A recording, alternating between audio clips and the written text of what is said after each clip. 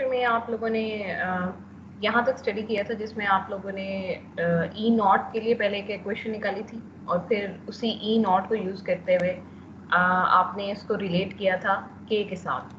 और ये एक बहुत इम्पॉर्टेंट आपके पास इक्वेशन है बिकॉज ये रिलेट करती है आपके पास इलेक्ट्रोकेमिस्ट्री को विद द थर्मोडायनेमिक्स। आपको पता है कि इक्विलिब्रियम कांस्टेंट एक थर्मोडायनेमिक पैरामीटर है और आपने बेसिकली इलेक्ट्रोकेमिस्ट्री की जो इक्वेशंस थी उनको यूज़ करते हुए आपने एक थर्मोडायनेमिक पैरामीटर को बेसिकली कैलकुलेट किया है थ्रू दिस इक्वेशन। जब आप एक बार इसको डिस्कवर कर लेते हो या जब आप एक बार नर्स्ट इक्वेशन की एप्लीकेशन से आगे आते हो तो फिर हम थोड़ा सा फोकस शिफ्ट करते हैं अपना ई नॉट की तरफ। आप लोगों ने अभी तक ई नॉट के बारे में जो चीज़ पढ़ी है वो ये है कि ये आपके पास एक फिक्स पोटेंशियल है। ये बेसिकली वो वैल्यू है जब आप किसी भी इलेक्ट्रोड को बेसिकली स्टैंडर्ड कंडीशंस पे जब आप स्टडी कर रहे होते हो। आपने स्टैंडर्ड कंडीशंस देखी थी कि स्टैंडर्ड टेम्परेचर होगा 25 या 298.15 केल्विन होना चाहिए, स्टैंडर्ड प्रेशर होना चाहिए 1 एटमॉस्फेरिक प्रेशर होना चाहिए, प्योर सॉलिड और प्योर लिक्विड्स होने चाहिए। अगर आप इलेक्ट्रोड ले रहे हो तो वो कम्प्लीटली सॉलिड होना चाहिए और उसमें इम्प्योरिटी की वैल्यू बहुत ज़्यादा लो होनी चाहिए। सो प्योर सॉलिड और प्योर लिक्विड ये एक अंडरस्टूड कन्वेंशन है। ये अगर कहीं लिखी हो या ना लिखी हो ये एज सच कंसीडर किया जाता है कि ये चीज़ आपको पता है कि जो आपने मटेरियल लेने हैं, जो केमिकल्स आपने लेने हैं वो प्योर होने चाहिए। दूसरी थिंग आपने ये देखा था कि आपके पास 1 मोलर सोल्यूशन होना चाहिए और उसकी रीज़न ये होती है कि आपने नर्स्ट इक्वेशन में हेट्रोजीनियस इक्विलिब्रियम अप्लाई करना है और हेट्रोजीनियस इक्विलिब्रियम की कंडीशंस में जब आप 1 मोलर सोल्यूशंस के साथ डील कर रहे होते हो तो आप प्योर सॉलिड और प्योर लिक्विड को इग्नोर कर सकते हो इन टर्म्स ऑफ कंसंट्रेशन या एक्टिविटी। सो ये ओवरऑल कंडीशंस थी जो आप लोगों ने स्टडी की थी या जो आप लोगों को पहले जब आपने ईएमएफ को कंपेयर कर रहे थे नॉर्मल ई सेल और ई नॉट ऑफ सेल का जब आप लोगों ने डिफरेंस देखा था तो वहाँ पे आप लोगों को ये चीज़ बताई गई थी। नेक्स्ट हम इसको मैयर कैसे करते हैं, हम किसी भी सब्सटेंस में ई नॉट ऑफ सेल को मैयर कैसे करते हैं। उसके लिए एक इलेक्ट्रोड यूज़ होता है जिसको हम स्टैंडर्ड हाइड्रोजन इलेक्ट्रोड बोलते हैं। ये आपका कह लो रेफरेंस इलेक्ट्रोड है, सबसे बेस्ट रेफरेंस इलेक्ट्रोड है इन द सेंस कि आपके पास जितनी भी ये रिडॉक्स कपल रिएक्शन और जितनी भी आपने वैल्यूज लिखी हुई हैं ई नॉट की, ये जो आप लोगों ने इलेक्ट्रोकेमिकल सीरीज बनाई हुई हैं वो बेसिकली आप लोगों ने शी के थ्रू बनाई हुई हैं या स्टैंडर्ड हाइड्रोजन इलेक्ट्रोड को यूज़ करते हुए आप लोगों ने बनाई हुई हैं। ये एक रेफरेंस इलेक्ट्रोड है, मतलब हम लोगों ने कन्वेंशन दी हुई है कि ये जो रेफरेंस इलेक्ट्रोड है इसका पोटेंशियल जो है वो 0 के इक्वल है।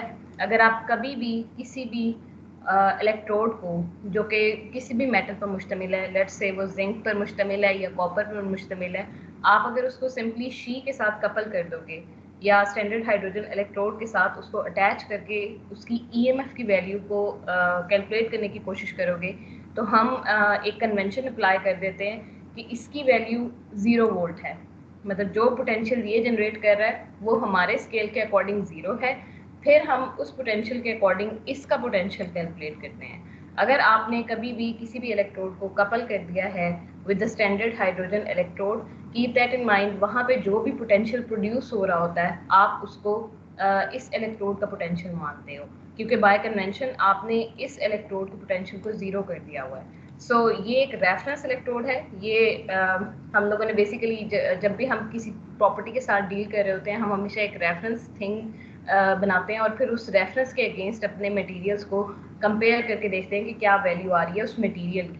तो यहाँ पर भी बिल्कुल यही कॉन्सेप्ट अप्लाई किया गया है कि आपने शी का इलेक्ट्रोड जो है उसको रेफरेंस मान लिया है, आपने कह दिया कि उसकी जो पोटेंशियल डिफरेंस की वैल्यू है वो 0 वोल्ट है और अगर आप कोई भी इलेक्ट्रोड चाहे वो जिंक हो कॉपर हो अगर आप उसको शी के साथ कपल कर दोगे तो पोटेंशियल की जो वैल्यू आ रही होगी वो बेसिकली इस इलेक्ट्रोड की वैल्यू होगी।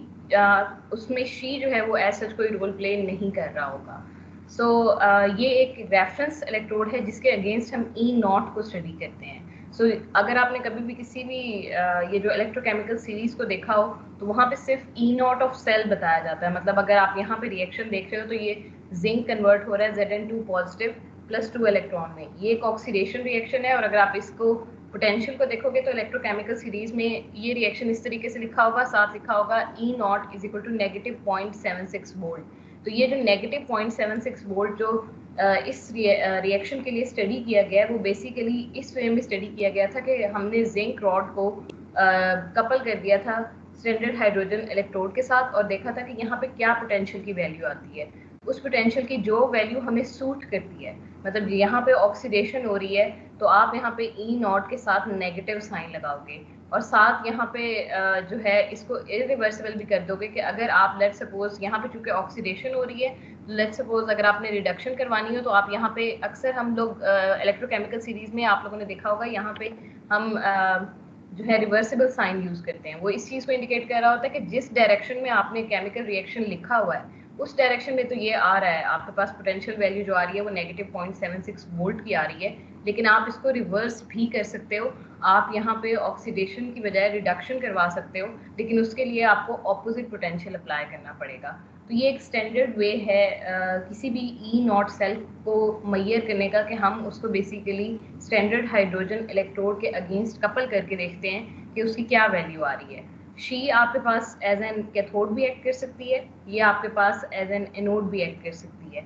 ये इटसेल्फ इसकी अपनी कोई आइडेंटिटी नहीं है, ये उस वे में बिहेव करेगी जो उस या इसका जो बिहेवियर होगा वो डिपेंड करेगा कि आपने इसको किस चीज़ के साथ कपल किया है। लेट्स सपोज आपने इसको जिंक के साथ कपल किया है जो ऑक्सीडेशन करना प्रेफर करता है, तो इसका मतलब ये जो शी है आपके पास ये ऑटोमेटिकली रिडक्शन परफॉर्म करेगी। सिमिलरली अगर आप यहाँ पे कोई ऐसी स्पीशी लगा देते हो जो कि रिडक्शन करना प्रेफर कर रही है, तो आपके पास जो स्टैंडर्ड हाइड्रोजन इलेक्ट्रोड है वो बेसिकली ऑक्सीडेशन परफॉर्म करेगा। तो as such standard hydrogen electrode में दोनों पोटेंशियल हैं, ये ऑक्सीडेशन भी परफॉर्म कर सकती है, ये रिडक्शन भी उतना ईजिली परफॉर्म करती है। ये डिपेंड करेगा कि वो किस वे में बिहेव करेगी, वहाँ पे कैथोड बनेगा या एनोड बनेगा, ये डिपेंड करेगा कि आपने कौन सा सब्सटेंस जो है यहाँ पे इलेक्ट्रोकेमिकल सेल में आपने स्टैंडर्ड हाइड्रोजन इलेक्ट्रोड के साथ अटैच किया हुआ है। सो यहाँ पे अगर आप गौर करो तो यहाँ पे फर्स्ट सिनेरियो में जिसमें आपके पास ऑक्सीडेशन हो रही है, standard hydrogen electrode as a cathode use हो रहा है। अगर आप ये सेकंड इलेक्ट्रोकेमिकल सेल लिखो जो ड्रॉ नहीं किया गया हुआ, सिर्फ सेल नोटेशन की फॉर्म में रिप्रेजेंट किया गया है, तो यहाँ पे आपके पास जो स्टैंडर्ड हाइड्रोजन इलेक्ट्रोड है वो एज एन एनोड एक्ट कर रही है। यहाँ तक क्लियर है कि हम बेसिकली किस तरीके से E0 ऑफ सेल को स्टडी करते हैं। यहाँ तक कुछ पूछना बच्चों? No ma'am. ठीक है, चलो अब आ जाओ रेफरेंस इलेक्ट्रोड्स पे। अब आप थोड़ा सा प्रैक्टिकल एप्लीकेशंस की तरफ मूव करने जा रहे हो। आप रेफरेंस इलेक्ट्रोड, इंडिकेटर इलेक्ट्रोड को स्टडी करोगे, फिर आप थोड़ा सा पीएच मीटर और फ्यूल सेल वगैरह की तरफ जाओगे। ये बेसिकली इलेक्ट्रोकेमिस्ट्री की एप्लीकेशंस हैं और ये इतनी वास्ट फील्ड है इलेक्ट्रोकेमिस्ट्री की। ये जो टॉपिक आप लोगों को सिर्फ और सिर्फ जस्ट टच करके आप जिसको बेसिकली गुजर रहे हो या सिर्फ और सिर्फ इंट्रोडक्शन आपके सिलेबस में इन्वॉल्व है, बाकायदा इन पे पूरी पूरी बुक्स होती हैं। सो ये इतना आसान नहीं है अंडरस्टैंड करना, लेकिन ये कि होपफुली अगर आप लोगों की बेसिक्स थोड़ी सी क्लियर हो जाएंगी तो आप उसकी एप्लीकेशन को ज़रा अच्छे तरीके से फॉलो अप कर सकते हो। आपके पास जब भी कोई एनालिटिकल इंस्ट्रूमेंट आता है, मतलब कोई भी ऐसा एनालिटिकल इंस्ट्रूमेंट जो इलेक्ट्रोकेमिस्ट्री पे बेस्ड है, वहाँ पे हमेशा दो तरह के इलेक्ट्रोड होते हैं। एक इलेक्ट्रोड को हम रेफरेंस इलेक्ट्रोड कह रहे होते हैं, दूसरे इलेक्ट्रोड को हम इंडिकेटर इलेक्ट्रोड कहते हैं। रेफरेंस इलेक्ट्रोड वो इलेक्ट्रोड है जिसके अगेंस्ट आपने वर्किंग इलेक्ट्रोड का जो पोटेंशियल है उसको स्टडी करना होता है। ये वही एग्जांपल है कि आपके पास यहाँ पे स्टैंडर्ड हाइड्रोजन इलेक्ट्रोड एक रेफरेंस इलेक्ट्रोड है और आपने ये आपके पास जो मेन प्रोसेस हो रहा है वो इस इलेक्ट्रोड के ऊपर हो रहा है। ये ऑक्सीडेशन करेगा तो यहाँ पे प्रोसेस जो है वो डिफाइन होगा कि ये इसने किस तरीके से बिहेव करना है। सो बेसिकली इलेक्ट्रोड जो होता है रेफरेंस इलेक्ट्रोड, वो आपके पास एक स्टैंडर्ड थिंग है जिसके अगेंस्ट आपने स्टडी करना होता है कि आपने जो नेक्स्ट एनालाइट को स्टडी करना होता है, या इसको हम वर्किंग इलेक्ट्रोड का वर्ड यूज करते हैं इसके लिए कि दूसरी साइड पे बेसिकली क्या प्रोसेस हो रहा है उसको डिटेक्ट करने के लिए आपको रेफरेंस इलेक्ट्रोड चाहिए होता है। सो अगर इसकी कैरेक्टरिस्टिक्स देखी जाए कि आप बेसिकली रेफरेंस इलेक्ट्रोड कहते किसको, तो रेफरेंस इलेक्ट्रोड वो इलेक्ट्रोड होता है जिसका पोटेंशियल फिक्स्ड है। जैसा यहाँ पे आपने बात की थी कि स्टैंडर्ड हाइड्रोजन इलेक्ट्रोड को हमने बाय कन्वेंशन कह दिया है कि इसका जो पोटेंशियल है वो 0 वोल्ट है, इसका पोटेंशियल चेंज नहीं होता।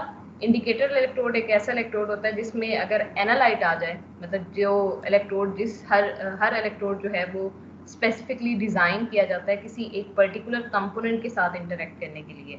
जिस सब्सटेंस को हम स्टडी करना चाहते हैं, जिसकी कंसंट्रेशन को हम डिटरमिन करना चाहते हैं, जिस केमिकल कंपाउंड के साथ हम डील करना चाहते हैं, उसको हम एनालाइट कहते हैं। सो इंडिकेटर इलेक्ट्रोड एक ऐसा इलेक्ट्रोड होता है जो कि रिसेप्टिव होता है टुवर्ड्स एनालाइट कंसंट्रेशन।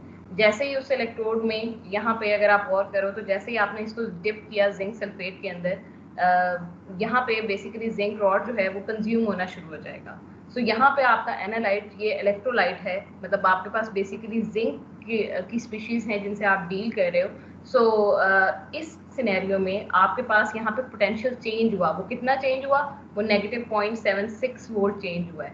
सो एनालाइट या इंडिकेटर इलेक्ट्रोड ऐसे इलेक्ट्रोड्स होते हैं जो कि रिसेप्टिव होते हैं टुवर्ड्स अ स्पेसिफिक एनालाइट। हम हर जो इंडिकेटर इलेक्ट्रोड है उसको स्पेसिफिकली डिज़ाइन करते हैं कि वो एक पर्टिकुलर कंपाउंड को डिटेक्ट कर सके।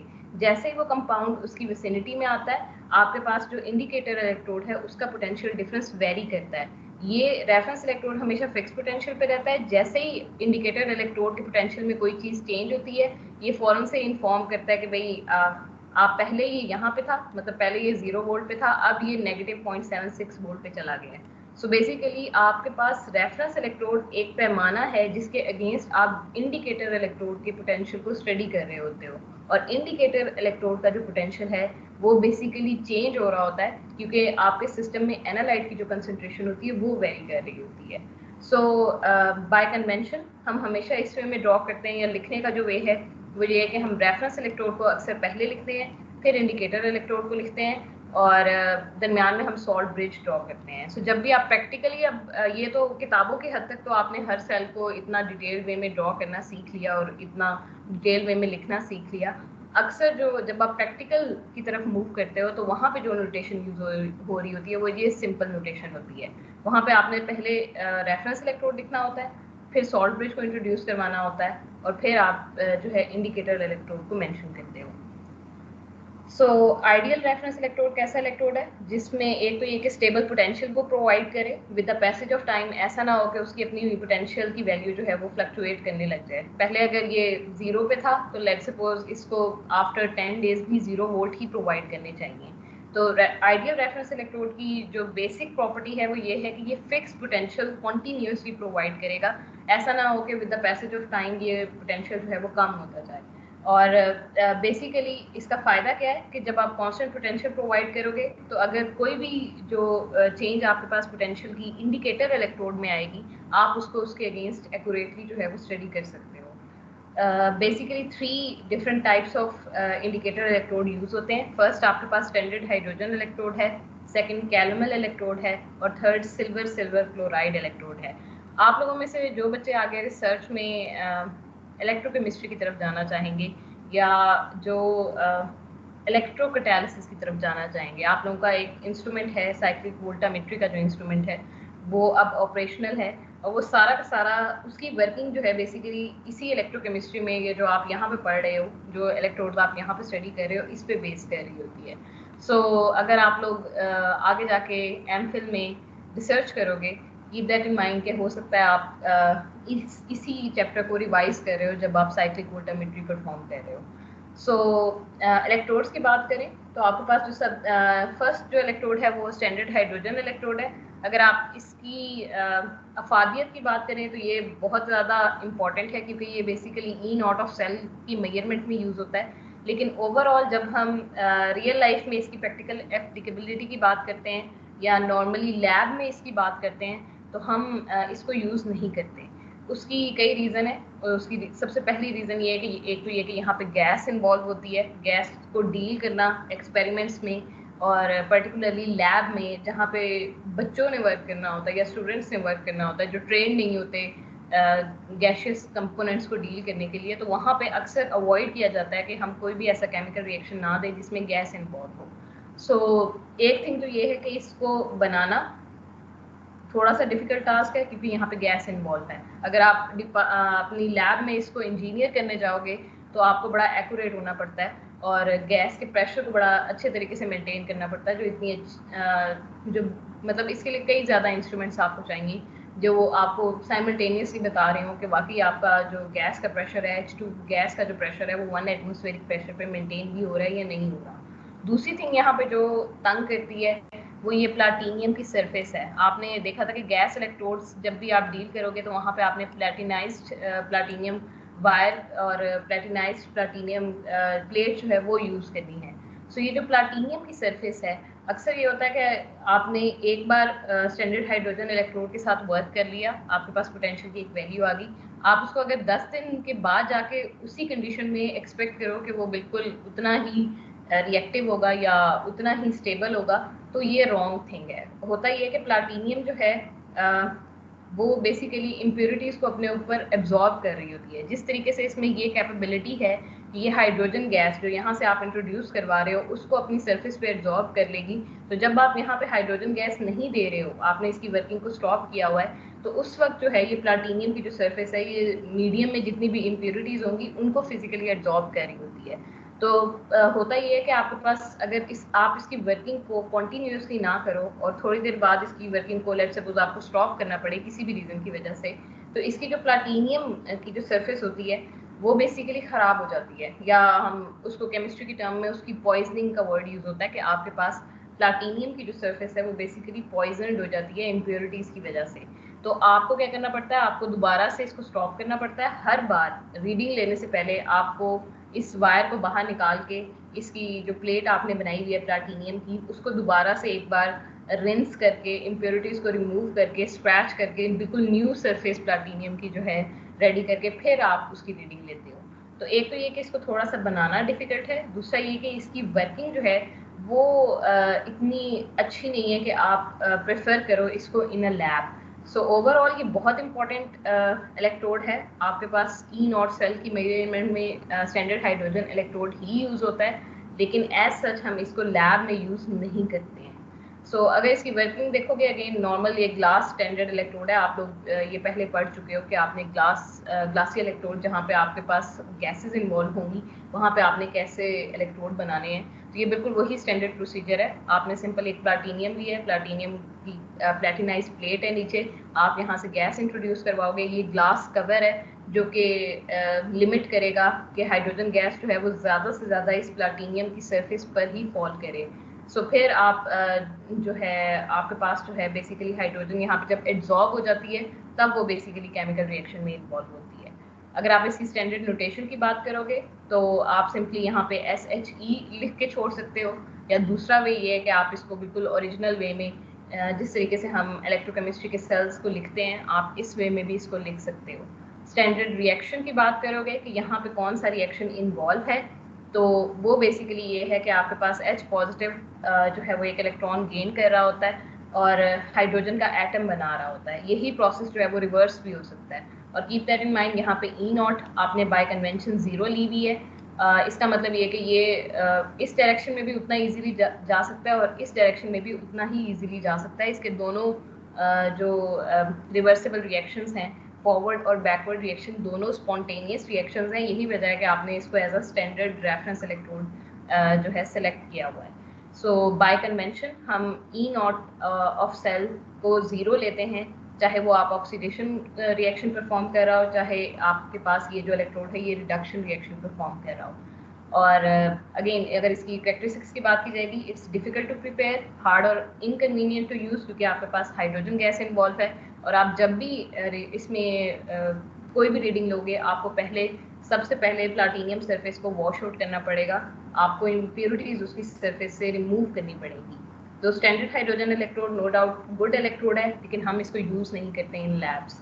जो लैब में आप यूज़ करोगे वो कैलमल का इलेक्ट्रोड है, और फिर सबसे जो बेस्ट इलेक्ट्रोड जो यूज़ किया जाता है वो बेसिकली सिल्वर क्लोराइड इलेक्ट्रोड है। सो ये इलेक्ट्रोड्स बेसिकली आप लोग लैब में बड़ा इजीली यूज़ करोगे।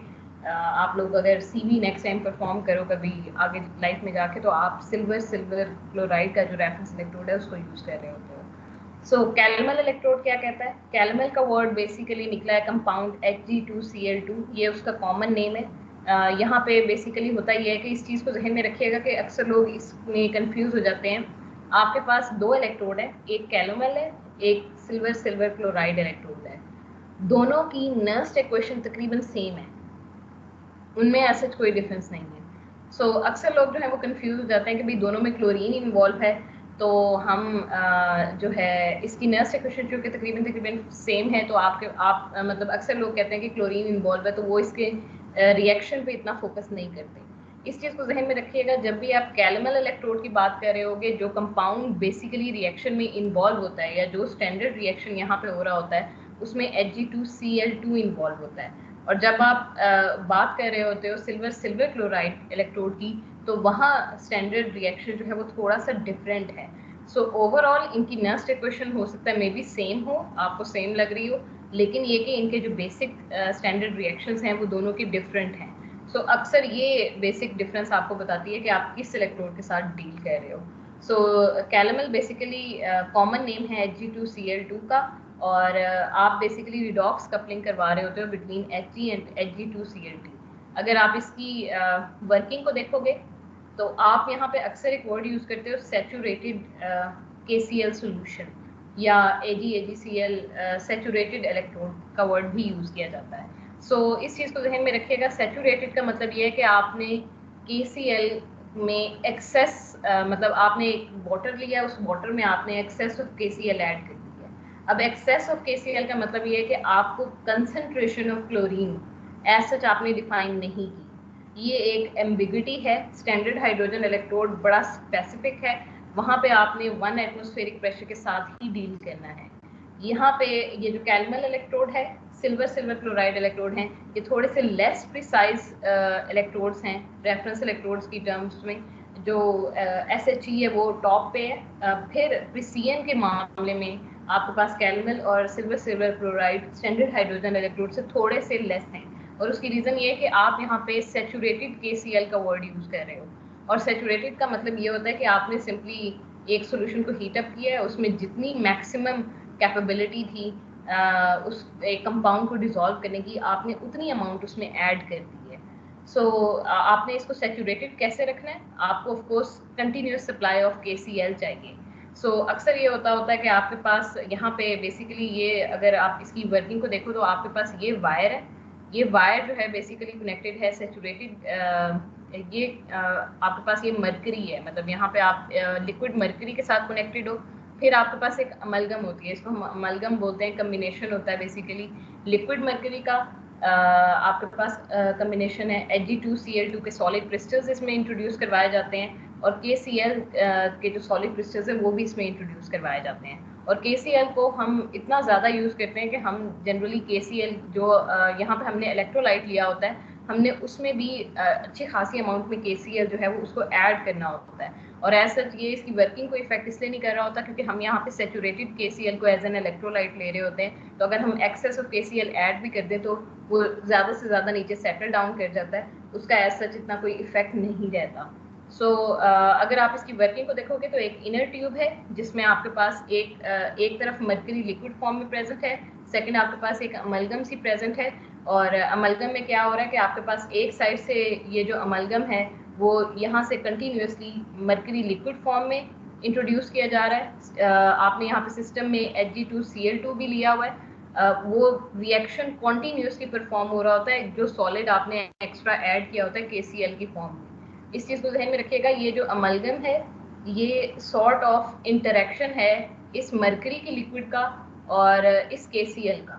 और जब ये दोनों आपस में इंटरेक्शन कर रहे होते हैं हैवी क्वांटिटी में, जब ये प्रेजेंट होते हैं, तो आपके पास सिस्टम में Hg2Cl2 जनरेट हो रहा होता है। तो आप इनसाइड ही बेसिकली Hg2Cl2 को जनरेट करवा रहे होते हो। ऐसा नहीं है कि आपको सिस्टम में हर बार जो है वर्क करना पड़ेगा। यहाँ पे अक्सर एक होल गिवन होता है, मतलब अगर आप आगे जाके इलेक्ट्रोड्स के साथ वर्क करोगे, और अक्सर कहा जाता है कि जब भी आपने कैलमल इलेक्ट्रोड के साथ वर्क करना है सिर्फ यहाँ से KCl जो क्रिस्टल्स हैं उनको ऐड करवा दो, तो उससे अगर आपके इलेक्ट्रोड की अगर वर्किंग पहले ख़राब थी तो वो फ़ौरन से अच्छी हो जाती है, क्योंकि वो इस लिक्विड मरकरी के साथ कांटेक्ट में आते ही Hg2Cl2 बना देता है, और एज अ रिज़ल्ट आपका जो वर्किंग है या जो मटेरियल आपको चाहिए होता है वो दोबारा से कंप्लीट हो जाता है आपके सिस्टम के अंदर। अगर ओवरऑल रिएक्शन की बात करोगे तो Hg2Cl2 2 इलेक्ट्रॉन गेन करता है और कन्वर्ट हो जाता है इन मरकरी।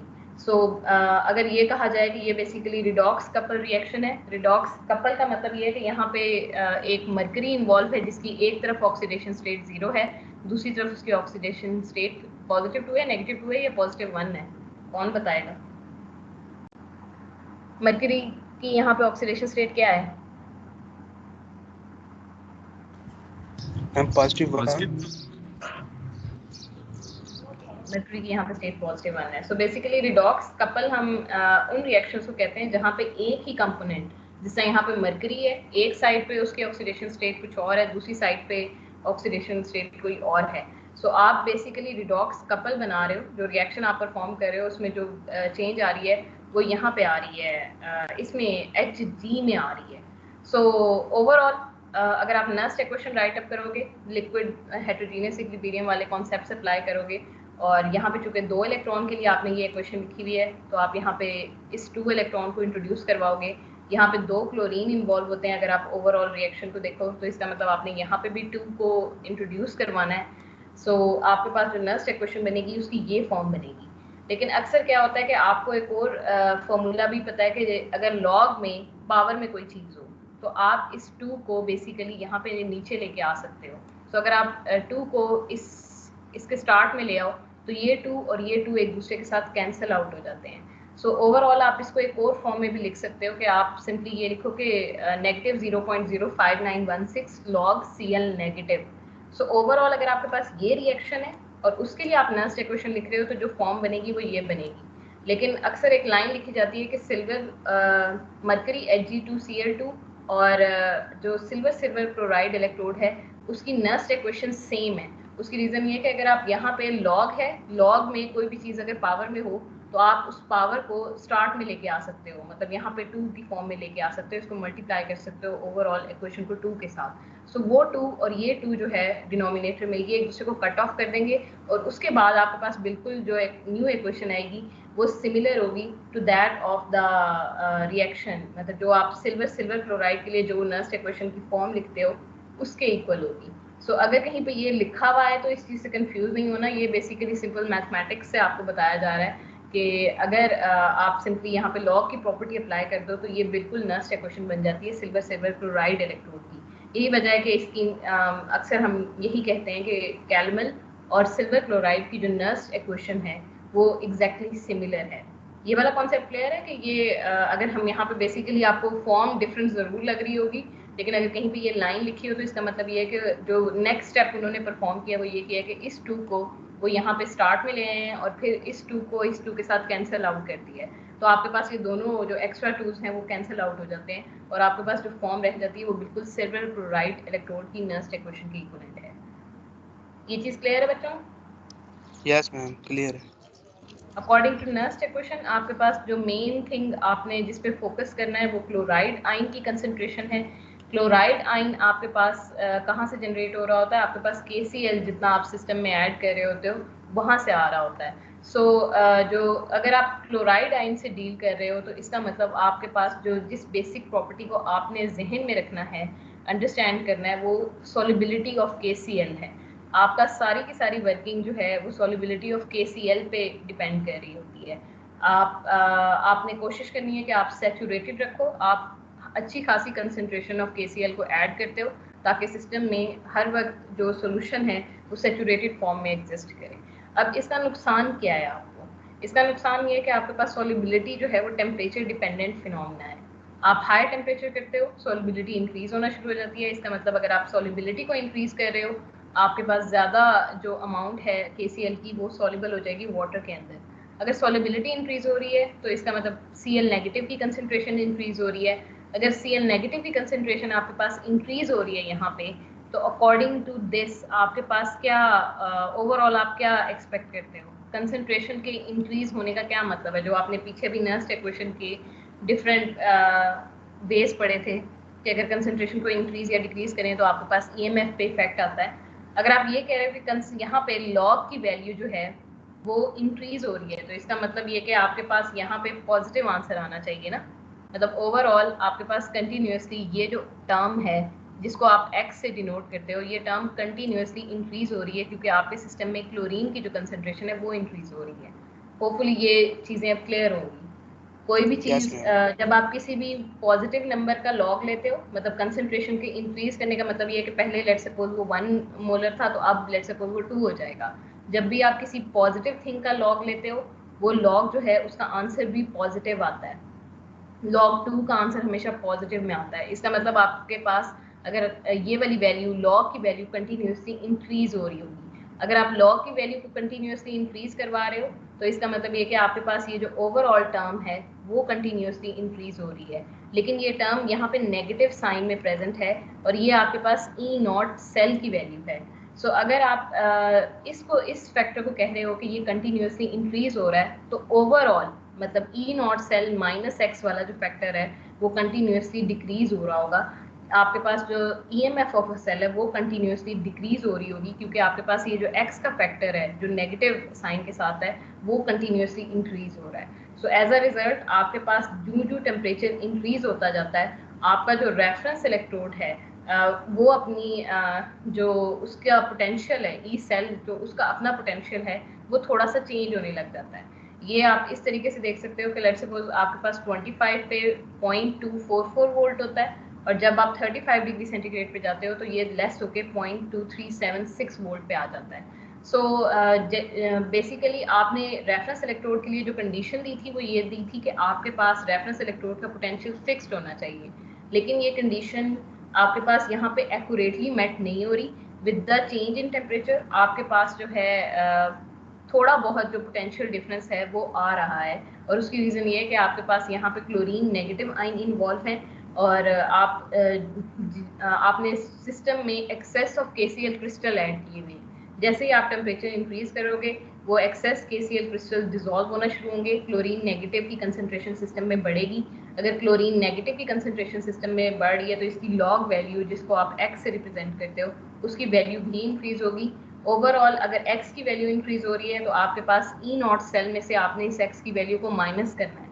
तो अगर x की वैल्यू इंक्रीज हो रही है तो आपके पास ओवरऑल सिस्टम की जो ई सेल है उसकी वैल्यू डिक्रीज हो रही होगी। सो यहाँ पे थोड़ा सा इशू आता है कि आप जब भी इलेक्ट्रोड के साथ डील कर रहे होते हो आपने वहाँ पे टेम्परेचर लाजमी मेंशन करना होता है कि आप किस टेम्परेचर पे वर्क कर रहे हो। इलेक्ट्रोकेमिस्ट्री में जब आप इन इलेक्ट्रोड्स के साथ डील करते हो वहाँ पे टेम्परेचर को मेंशन करना रिसर्च में पर्टिकुलरली मस्ट कंसिडर किया जाता है और इसकी हैबिट आपको होनी चाहिए और उसकी रीज़न ये होती है कि जब आप टेम्परेचर को चेंज करते हो तो आपकी पोटेंशियल की वैल्यू जो है वो चेंज हो रही होती है।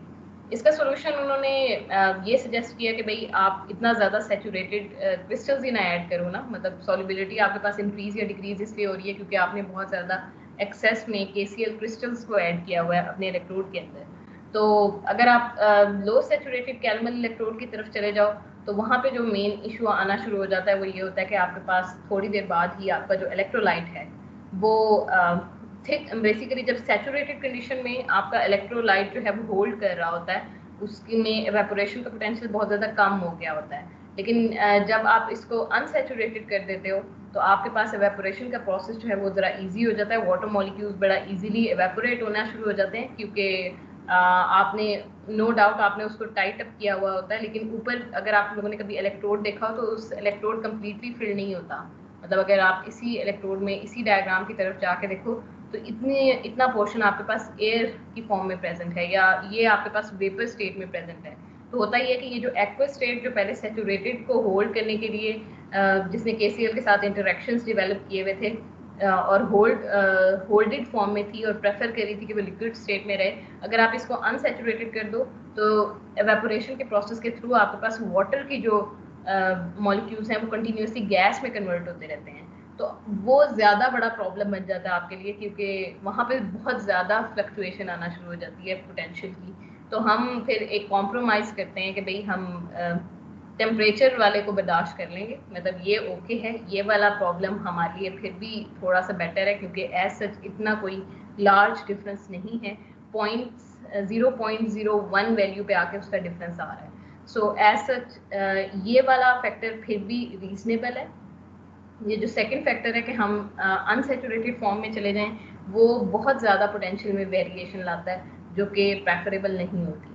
सो हम हमेशा यहाँ तक जो है कॉम्प्रोमाइज़ ज़रूर कर लेते हैं कि ठीक है भाई हम टेम्परेचर की जो उसकी डिपेंडेंसी है उसको जहन में रखेंगे और एज सच उसकी फ्लक्चुएशंस को हम कंसिडर करते होते हैं जब भी हम अपना रिएक्शन जो है वो लगा रहे होते हैं। यहाँ तक कुछ पूछना है? No ma'am. ठीक है। नेक्स्ट इलेक्ट्रोड आपके पास सिल्वर क्लोराइड इलेक्ट्रोड है। सिल्वर क्लोराइड इलेक्ट्रोड अगर देखा जाए तो इन टर्म्स ऑफ कंस्ट्रक्शन सबसे सिंपल इलेक्ट्रोड है। यही वजह है कि जब हम एक्सपेरिमेंटली वर्क परफॉर्म कर रहे होते हैं तो इस इलेक्ट्रोड को हम सबसे ज़्यादा जो है फोकस में रख रहे होते हैं। सो सिल्वर क्लोराइड इलेक्ट्रोड में आपने एक वायर लेनी होती है। वो वायर जो है सिल्वर की वायर होनी चाहिए, सिल्वर वायर होती है। एंड पे आपके पास जो है सिल्वर ही की वायर जो है आप उसको कन्वर्ट कर लेते हो प्लेट की फॉर्म में और उसको कपल कर देते हो AgCl के साथ। सो सिस्टम में जो सेकंड थिंग इलेक्ट्रोलाइट जो आपने लेना होता है वो सैचुरेटेड KCl का सोल्यूशन होता है। सो इसकी कंस्ट्रक्शन कंपैरेटिवली बाकियों से थोड़ी इजी है। वो थोड़े से कॉम्प्लेक्स इलेक्ट्रोड हैं। सिल्वर वायर और सिल्वर क्लोराइड का जो कॉम्बिनेशन है वो दोनों सॉलिड फॉर्म में प्रेजेंट है, लिक्विड का कोई चक्कर नहीं है, गैसेस का कोई चक्कर नहीं है। एज सच यहाँ पे भी अगर आप लोगों ने गौर किया हो तो पीछे मरकरी का कंपोनेंट है जो टॉक्सिक होता है। सो एज सच हम कैलमल इलेक्ट्रोड को भी इतना ज़्यादा यूज़ करना जो है रिकमेंड नहीं किया जाता, क्योंकि वहाँ पे अगर मरकरी की फ्यूम्स जो हैं वो बनना शुरू हो जाए तो वो बहुत ज़्यादा प्रॉब्लमेटिक हो जाता है। आप कोई ऐसा केमिकल रिएक्शन लगा दो जो मरकरी को बजाय गैशियस स्टेट में कन्वर्ट करना शुरू कर दे तो आपके लिए बहुत ज़्यादा वो चीज़ जो है वो डेंजरस हो सकती है। सो चूँकि आप मरकरी से डील कर रहे हो इसलिए उसको ज़रा उसकी हैंडलिंग जो है वो डिफ़िकल्ट हो जाती है। उसकी निस्बत ये जो सिल्वर क्लोराइड इलेक्ट्रोड है इसमें एक तो वायर यूज़ हो रही है, आपके पास सॉलिड कंपोनेंट्स है सारे, सिल्वर वायर और AgCl का जो कंपोनेंट है वो दोनों सॉलिड हैं। तो ऐसा इनकी कंस्ट्रक्शन भी डिफ़िकल्ट नहीं है और सिंपली आपने इलेक्ट्रोलाइट का जो सोल्यूशन लिया है वो KCl का सोल्यूशन लिया है। अगर आप यहाँ पे बेसिक इक्वेशन देखोगे कि प्रोसेस क्या हो रहा होता है तो प्रोसेस ये हो रहा होता है कि आपके पास AgCl है, वो इलेक्ट्रॉन ले रहा होता है, ये कन्वर्ट हो रहा होता है Ag0 में प्लस क्लोरीन नेगेटिव में। जो ऑक्सीडेशन स्टेट में जो चेंज आ रही है वो मतलब अगर आप इसकी नर्स्ट इक्वेशन की फॉर्म में देखोगे तो जो मेजर कंपोनेंट आपके पास नर्स्ट इक्वेशन में सॉलिड्स को रिप्लेस करके आप लोगों ने अगेन हेटेरोजीनियस इक्विलिब्रियम वाली कंडीशन लगानी होती है। जो प्योर सॉलिड्स होते हैं आपने उनको अपनी इक्वेशन में नहीं लिखना होता। तो अगर आप उसको रिमूव करके देखोगे तो जो मेन कंपोनेंट आपके पास रह जाएगा वो Cl नेगेटिव का कंपोनेंट रह जाएगा। यहाँ पे भी वही इश्यूज आते हैं, आपके पास जो नर्स्ट इक्वेशन है वो यही है और क्लोरीन नेगेटिव ही इन्वॉल्व है। तो क्लोरीन नेगेटिव के इन्वॉल्व होने का मतलब ये है कि आपके पास जो है दोबारा से वही सॉल्युबिलिटी वाले इफेक्ट्स जो हैं वो यहाँ पे लाजमी इंक्लूडेड होंगे। सो जो प्रोसेस या जो ड्रॉबैक्स आपने कैलमल के लिए पढ़े हैं इन टर्म्स ऑफ क्लोरीन आइन और उसकी सॉल्युबिलिटी को लेके वो यहाँ पे भी अप्लाई होते हैं। सो यहाँ पे भी हम इसकी टेम्परेचर डिपेंडेंसी को इतना इग्नोर नहीं कर सकते, लेकिन हम जो है रीजनेबली हम उसके साथ वर्क कर सकते हैं। सो इसलिए हम टेम्परेचर वाले फैक्टर को जहन में रखते हैं और जो सैचुरेटेड सॉल्यूशन ही यहाँ पे हम यूज़ कर रहे होते हैं फॉर AgCl इलेक्ट्रोड। एक और थिंग जो यहाँ पे आप लोगों ने देखा होगा कि जो फॉर्म आप लोगों ने पढ़ी थी यहाँ पे क्या इक्वेशन थी, मतलब आप लोगों ने जो फॉर्म पढ़ी हुई है जनरली 2.303 NF वाली पढ़ी हुई है ना आप लोगों ने। नेक्स्ट इक्वेशन ये जो मैंने शिफ्ट मार दी है 0.05916 पे, इसका कॉन्सेप्ट क्लियर है? पीछे ये बात डिस्कस हुई थी कि आप अक्सर जो है इसकी एक डिफरेंट फॉर्म भी स्टडी करते हो। अगर मैं पीछे ले जाऊँ आप लोगों को तो यहाँ पे जो आप इक्वेशन की जो फॉर्म पढ़ रहे थे वो ये थी 2.303 RT डिवाइडेड बाय NF। जो जनरली आपने जो नर्स्ट इक्वेशन की जो फॉर्म पढ़ी है वो 2.303 RT डिवाइडेड बाय NF है। अगर आप बेसिकली 2.303 को मल्टीप्लाई कर दो R के साथ, जनरल गैस कांस्टेंट के साथ, टेम्परेचर के साथ, फैराडे के जो आपको पता है 96,500 कूलम के जो चार्ज हैं उनके साथ मल्टीप्लाई कर दो तो जो आपके पास आंसर आता है वो 0.05916 है। तो कीप दैट इन माइंड, हमने ऐसा कोई चीज़ चेंज नहीं की, हमने सिर्फ जितने भी कांस्टेंट अवेलेबल थे हमने उनको कन्वर्ट कर दिया है और उनको मैथमेटिकली सॉल्व करके एक न्यू फॉर्म बना ली है और ये भी बेसिकली नेक्स्ट इक्वेशन ही की फॉर्म है। ये वाला कॉन्सेप्ट क्लियर है कि इस नेक्स्ट इक्वेशन में और दूसरी नेक्स्ट इक्वेशन में ऐसा कोई फर्क नहीं है, आपने सिर्फ और सिर्फ कांस्टेंट्स की वैल्यूज़ को कैलकुलेट करके मैथमेटिकली एक न्यू वैल्यू निकालनी है। अगर आप इसका वर्किंग इलेक्ट्रोड के पोटेंशियल की बात करोगे तो नॉर्मली जब हम वर्क कर रहे होते हैं 0.197 जो है 25 डिग्री सेंटीग्रेड पे इसका वर्किंग पोटेंशियल होता है। अब आ जाओ इंडिकेटर इलेक्ट्रोड पे। इंडिकेटर इलेक्ट्रोड कोई भी ऐसा इलेक्ट्रोड है जिसकी पोटेंशियल जो है फिक्स नहीं होती, वो हमेशा वेरी कर रहा होता है और वो डिपेंड कर रहा होता है कि आपने सिस्टम में कितना एनालाइट लिया है। अगर आपके पास एनालाइट की कंसनट्रेशन ज़्यादा है तो उतना ही ज़्यादा आपके पास EMF की वैल्यू आएगी। इंडिकेटर इलेक्ट्रोड को हम एज सच डिटेल में इतना मतलब अगर आप इसकी थ्योरी को देखोगे तो इसकी भी नंबर ऑफ टाइप्स हैं। जिस तरह यहाँ पे आपने सिंपल 3 रेफरेंस इलेक्ट्रोड पढ़े हैं। इंडिकेटर इलेक्ट्रोड को पढ़ने के लिए आपको 7 different types of indicator electrode आपके पास अवेलेबल होते हैं। हम सिर्फ उस पर फोकस करेंगे जो हम अक्सर यूज करते हैं, और वो पीएच मीटर है। पीएच मीटर कभी लाइफ में देखा है? उसके साथ वर्क किया हुआ या नहीं? नो मैम, वर्क नहीं किया चलो उसको कभी देखा तो है ना, मतलब रियल लाइफ में इस मैम। तरह की कोई थिंग, हाँ। पेन लाइक थिंग, इसको देखा तो है ना, दूर से ही देखा होगा। यस मैम, देखा हुआ है। इस रिफ्रैक्टोमीटर देखा हुआ है मैम। क्या देख रिफ्रैक्टोमीटर, वो जिसे refractive index, refractive refractometer metre नहीं देखा देखा हुआ है हुआ? जिसे। नहीं मैम, मैम ये देखा हुआ है। यूनिवर्सिटी वाले आए हैं, देख लेना। अच्छा नहीं, चलो जब वापस आओगे तो मुझे बताना, मैं तुम लोगों को पीएच मीटर दिखाऊंगी। बेसिकली अगर उसको देखा जाए तो वो बिल्कुल एक पेन की तरह का होता है। मतलब आपके पास इस तरह का एक पेन होता है जिसके एंड पे जो है एक लाइट सा, मतलब गोल सा बल्ब सा होता है, और आपने इसके साथ वर्क कैसे करना होता है कि आपने सिर्फ इसको पकड़ के जिस सॉल्यूशन में भी आपको कहा जाए कि उसकी पीएच को डिटरमिन करें, आपने सिंपली ये कनेक्टेड होता है आपके पास डिजिटल वर्कआउट के साथ। जो आप लोगों ने अगर कंप्यूटेशनल डिजिटल वर्कआउट देखा हो, बेसिकली आपने इसको कंप्यूटर के साथ कनेक्ट किया होता है, जो आपको रीडिंग दिखा रहा होता है कि पीएच की वैल्यू कितनी आएगी। तो आपका जो काम होता है वो सिर्फ और सिर्फ ये होता है कि आपने इस पीएच मीटर को, ये जो एक पेन लाइक मटेरियल होता है, आपने सिंपली इसको जाके अपने सॉल्यूशन के अंदर जिसमें आपने पीएच को स्टडी करना है, आपने सिर्फ उसमें डिप करते हैं, थोड़ी देर उसको स्टडी रखते हैं, और आप ये देखते हैं कि रीड आउट कितनी वैल्यू आपको बता रहा है पीएच की। तो आप वहाँ से जो है आपको इन्फॉर्मेशन मिल जाती है कि आपके पास सिस्टम की पीएच क्या है। अब ये तो हो गया जो इसकी वर्किंग है। अगर वर्किंग के रिस्पेक्ट से बात की जाए तो बहुत इजी वर्किंग है इंस्ट्रूमेंट की। लेकिन अगर उसकी थ्योरी के देखा जाए कि आपके पास बेसिकली पीएच मीटर बनता कैसे है, इसमें क्या चीज़ as an indicator electrode work कर रही है, क्या चीज़ as a reference electrode work कर रही है, तो ये थोड़ा सा कॉम्प्लेक्स है। बेसिकली जो यहाँ पे आप वर्क कर रहे होते हो वो आइन सेलेक्टिव इलेक्ट्रोड के साथ वर्क कर रहे होते हो। ये जो आइन सेलेक्टिव इलेक्ट्रोड है ये इंडिकेटर इलेक्ट्रोड की टाइप है। बेसिकली हम लोगों ने ये कहा था कि आपके पास इंडिकेटर इलेक्ट्रोड एक ऐसा इलेक्ट्रोड होता है जो कि सिलेक्टिवली एक ही पर्टिकुलर थिंग को स्टडी कर सके।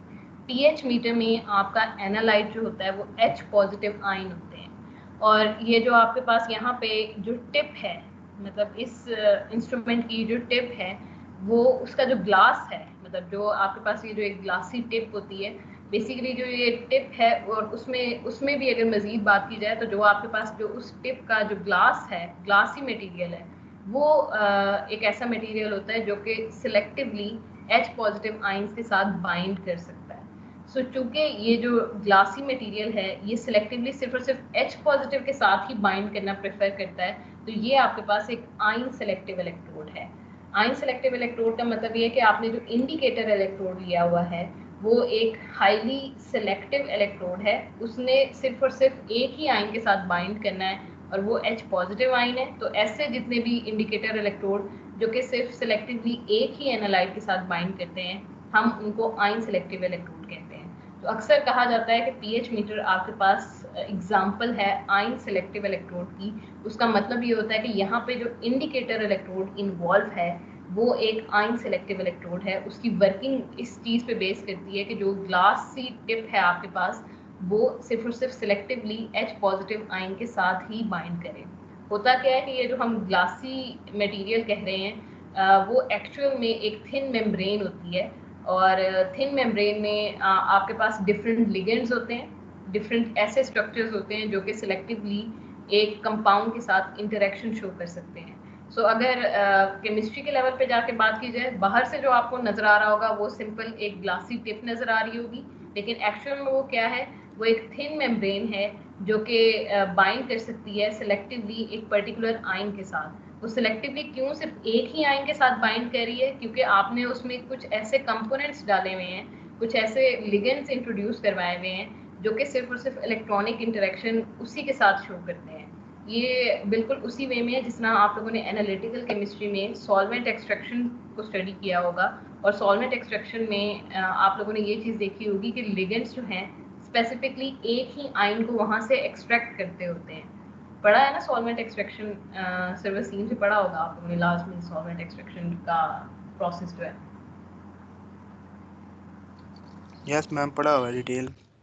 आप इसको बिल्कुल इस तरीके से कंसीडर कर सकते हो कि लिगेंड्स जो है फोर्क्स हैं, ऐसे फोर्क हैं जो कि सिलेक्टिवली एक ही चीज़ को अगर आपने लिक्विड मीडियम दिया हुआ है और उसमें नंबर ऑफ आयंस आपने दिए हुए हैं, तो आपका जो लिगेंड है वो सिलेक्टिवली अगर H पॉजिटिव से कंबाइन करने की कैपेबिलिटी रखता है, उसकी एफिनिटी सबसे ज़्यादा H पॉजिटिव के साथ है, तो वो सिर्फ और सिर्फ उसी आयन को उस मीडियम में से एक्सट्रैक्ट करेगा।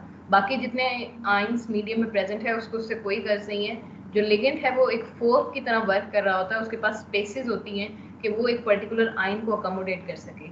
सो यहाँ पे बेसिकली एक कॉम्प्लेक्स बन जाता है, और जो अगर आप बेसिकली इस टिप के राउंड अबाउट अगर आप उसका जो है एनालाइट उसको लेके आओगे, तो ये एनालाइट फौरन से उसके साथ एक कॉम्प्लेक्स बना लेता है और उसको ट्रैप कर लेता है। सो होता क्या है कि आपकी जो थिन मेम्ब्रेन है उसमें कुछ ऐसे लिगेंड्स होते हैं जो सिलेक्टिवली सिर्फ एक ही आयन के साथ बाइंड कर सकते होते हैं। एज अ रिजल्ट आपके पास वो वाला आयन जो है अटैच हो जाता है, आपकी जो भी ग्लासी मेम्ब्रेन है उसके साथ वो आयन अटैच हो जाता है। एक और थिंग भी यहाँ पे यूज़ होती है कि हम सर्फेक्टेंट्स यूज़ करते हैं। ये थोड़ा सा अगेन पीएच मीटर डिफरेंट तरह के होते हैं, खाली यहाँ पे आपने पीएच मीटर जो है वो सेलेक्ट आप स्टडी कर रहे हो, थिन मेम्ब्रेन वाला स्टडी कर रहे हो, तो मेम्ब्रेन की जो कंपोजिशन है उसको आप डिफरेंट वेज में कंट्रोल कर सकते हो। वहाँ पे आप लिगेंड भी ऐड कर सकते हो, वहाँ पे आप हाइड्रोफोबिक और ऑर्गेनिक पॉलीमर भी ऐड कर सकते हो। अगर आपने कोई बड़ा मॉलिक्यूल पकड़ना है, आपने लेट्स सपोज मिथाइल मर्करी का इलेक्ट्रोड बनाना है, आपने एक ऐसी मेम्ब्रेन बनानी है जो सिलेक्टिवली सिर्फ और सिर्फ मिथाइल मर्करी के आयन को पकड़ रही हो, तो आपको वहाँ पे बड़े लार्ज ऑर्गेनिक मॉलिक्यूल्स इंट्रोड्यूस करवाने पड़ते हैं। तो बेसिकली थिन मेम्ब्रेन की जो कंपोजिशन होती है वो डिसाइड करती है कि वो जो आपने थिन मेम्ब्रेन डेवलप की है वो कौन से आयन को जो है कलेक्ट करेगी आपके मीडियम में से। तो चूंकि यहाँ पे ये एक सिलेक्टिव प्रोसेस है, हर आयन जो है वो मेम्ब्रेन के साथ आके अटैचमेंट नहीं शो करेगा, तो इसको हम आयन सेलेक्टिव मेम्ब्रेन भी कहते हैं या आयन सेलेक्टिव इलेक्ट्रोड भी कहते हैं। ये वाला कॉन्सेप्ट क्लियर है कि हम इसको आयन सेलेक्टिव क्यों बोल रहे हैं? Yes ma'am. ओके अब एक और वर्ड भी बोला जाता है पीएच के लिए, और उसको हम कहते हैं कि पीएच जो है वो बेसिकली कम्बिनेशन इलेक्ट्रोड है। कम्बिनेशन इलेक्ट्रोड का मतलब ये है कि ये सारे इलेक्ट्रोड्स, मतलब आपके पास जो रेफरेंस इलेक्ट्रोड है और इंडिकेटर इलेक्ट्रोड है, इन दोनों को कंबाइन करके आपने एक पेंसिल लाइक शेप में एक्वायर कर लिया है। सो यहाँ पे आपको अगर मैं मज़ीद स्पेसिफिक होकर बात करूँ तो आपके पास यहाँ पे जो है 2 रेफरेंस इलेक्ट्रोड्स होते हैं और एक इंडिकेटर इलेक्ट्रोड है। वो जो इंडिकेटर इलेक्ट्रोड है वो सिर्फ और सिर्फ ये टिप है, और ये जो पीछे जो पेन वाला मटेरियल है, जो आपको एक स्ट्रेट पेन लाइक मटेरियल आ रहा है, यहाँ पे आपके पास बेसिकली 2 रेफरेंस इलेक्ट्रोड जो है वो कपल किए जाते हैं। उसकी भी एक रीजनिंग है, अभी हम उसको देख लेंगे, लेकिन इसको पीएच मीटर के लिए हम पीएच कम्बिनेशन इलेक्ट्रोड का वर्ड यूज़ करते हैं, जो इस चीज़ को इंडिकेट कर रहा होता है कि आपके पास एक पीएच मीटर के अंदर 2 रेफरेंस इलेक्ट्रोड और एक इंटरनल इलेक्ट्रोड जो है वो आपस में, इंडिकेटर इलेक्ट्रोड जो है वो बेसिकली आपस में कपल्ड फॉर्म में प्रेजेंट है। सो इसलिए हम इसको अक्सर पीएच कम्बिनेशन इलेक्ट्रोड भी बोलते हैं। ये इसकी बेसिक वर्किंग है, थोड़ी सी खतरनाक वर्किंग है, लेकिन आंखें खोल के देखोगे तो समझ आ जाएगी। सबसे पहले तो इस चीज़ को याद कर लो कि भाई ये जो आपकी टिप है ये आपका इंडिकेटर इलेक्ट्रोड है। यहाँ तक आपने इंडिकेटर इलेक्ट्रोड को स्पेसिफाई कर लिया और उसको सेपरेट कर लिया कि जब भी हम इंडिकेटर इलेक्ट्रोड की बात करेंगे तो इसका मतलब है कि पूरे पीएच मीटर में से सिर्फ और सिर्फ जो उसका टिप वाला रीजन है, सिर्फ वो आयन सिलेक्टिव ग्लास मेम्ब्रेन है। जैसे ही आप यहाँ पे ऐड करोगे कोई भी चीज़, इसके इस टिप के करीब H पॉजिटिव आयन आएंगे तो ये उसको ग्रैब करके या उसको पकड़ने की कैपेबिलिटी रखता है। सो इंडिकेटर इलेक्ट्रोड सिर्फ और सिर्फ ये आपके पास ग्लास की टिप है। अगर ऊपर देखो तो आपके पास यहाँ पे एक पोर्शन है जो कि रेड लाइन से शो किया गया है, और दूसरा पोर्शन आपके पास ये है। आपने अगर सिल्वर क्लोराइड की कंस्ट्रक्शन देखी हो तो वो एक सिंपल कंस्ट्रक्शन है जिसमें एक एजी वायर है एक एजी वायर जो है वो एंड पे प्लेट की फॉर्म में ली गई है, मतलब आपने उसी वायर को थोड़ा सा उसका सरफेस एरिया इंक्रीज कर दिया और यहाँ पे AgCl को डिपॉजिट करवा दिया है। सिमिलरली जो दूसरी थिंग है यहाँ पे वो KCl का इलेक्ट्रोलाइट का सोल्यूशन है। तो अगर आप यहाँ पे भी इसी कंस्ट्रक्शन को जहन में रखते हुए गौर करो तो आपके पास ये फर्स्ट वायर है, ये फर्स्ट वायर यहाँ पे आ रही है जो स्ट्रेट फॉर्म में आ रही है, ये इसके एंड पे AgCl की पेस्ट अप्लाई की हुई है आपने, मतलब आपने इसको थिक कर लिया हुआ है या इसको प्लेट की फॉर्म में कन्वर्ट कर लिया हुआ है जब आप इसके ऊपर AgCl को डिपॉजिट करोगे।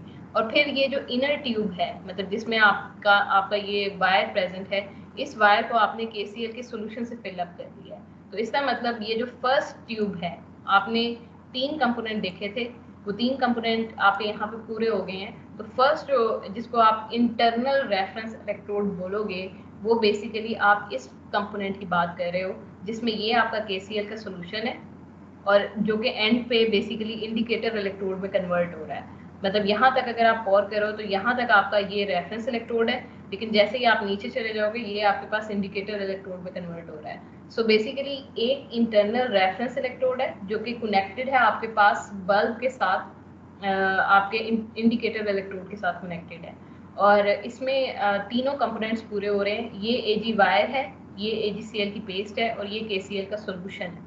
दूसरा जो इलेक्ट्रोड है जिसको हम एक्सटर्नल रेफरेंस इलेक्ट्रोड कहते हैं, उसमें भी ये तीनों कंपोनेंट्स पूरे होने चाहिए। फर्क सिर्फ इतना है कि बजाय ये कि आप स्ट्रेट वायर लो, ये जो वायर आपने ली है ये थोड़ी सी आप इसको बेसिकली ट्विस्टेड फॉर्म में इसको राउंड अबाउट ट्विस्ट कर देते हो, इस तरीके से इसको मैनेज करते हो कि आपके पास ये जो इंटरनल ट्यूब होती है आपके पास, जो इंटरनल रेफरेंस इलेक्ट्रोड की जो ट्यूब है उसके राउंड अबाउट वो कॉइल्ड फॉर्म में प्रेजेंट होती है।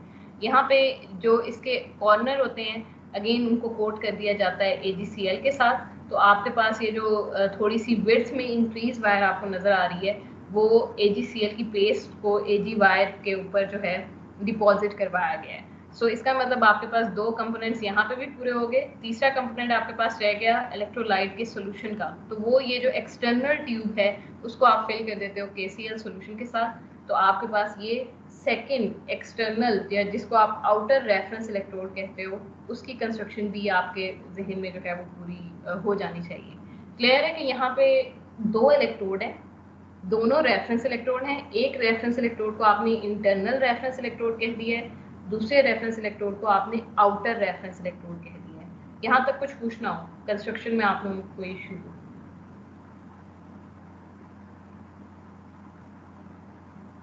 मैम इसमें एक हमारे पास पेस्ट है केस उसका इलेक्ट्रोलाइट सोल्यूशन है KCl का, और 2 चीजें क्या होती हैं साथ? एक AG वायर है, मतलब एक सिंपल AG वायर है, उस AG वायर का जो एंड है उसको आपने कोट किया हुआ है, AgCl आपने डिपॉजिट करवाया हुआ है। ये 2 कंपोनेंट्स हो गए, एक AG वायर एंड पे AgCl की कोटिंग, उसी वायर के ऊपर AgCl की कोटिंग और KCl सोल्यूशन। ये 3 कंपोनेंट है आपके पास एक रेफरेंस इलेक्ट्रोड को बनाने के लिए, जिसको आप सिल्वर फ्लोराइड इलेक्ट्रोड बोलते हो। तो यहाँ पे कंस्ट्रक्शन इस तरीके से की जाती है कि आपके पास 2 रेफरेंस इलेक्ट्रोड आते हैं। एक रेफरेंस इलेक्ट्रोड आपके पास ये एक्सटर्नल ट्यूब में एग्जिस्ट कर रहा होता है, दूसरा रेफरेंस इलेक्ट्रोड आपके पास ये इंटरनल ट्यूब जो है उसके अंदर एग्जिस्ट कर रहा होता है। क्लियर है ये पॉइंट? Yes ma'am. तो अब आप इसी को अगर राइट अप की फॉर्म में लिखो तो ये आपका आउटर रेफरेंस इलेक्ट्रोड है। आउटर रेफरेंस इलेक्ट्रोड को अगेन हम इसकी नोटेशन पे नहीं जाएंगे, आप लोगों को अब तक नोटेशन लिखनी आनी चाहिए। सॉल्ट ब्रिज है, सॉल्ट ब्रिज के बजाय इसको आप सिंपली फोकस कर सकते हो इन टर्म्स ऑफ पोटेंशियल डिफरेंस। मतलब ये कि आपके पास यहाँ पे जो सिस्टम में एक particular amount of H positive present है। ये जो इंटरनल इलेक्ट्रोड है, अगर मैं आप लोगों को इसको इस वे में अंडरस्टैंड करवाऊँ कि यहाँ पे जो यहाँ तक आपका जो है बेसिकली आउटर रेफरेंस इलेक्ट्रोड आ गया, ये आपका आ गया इनर रेफरेंस इलेक्ट्रोड।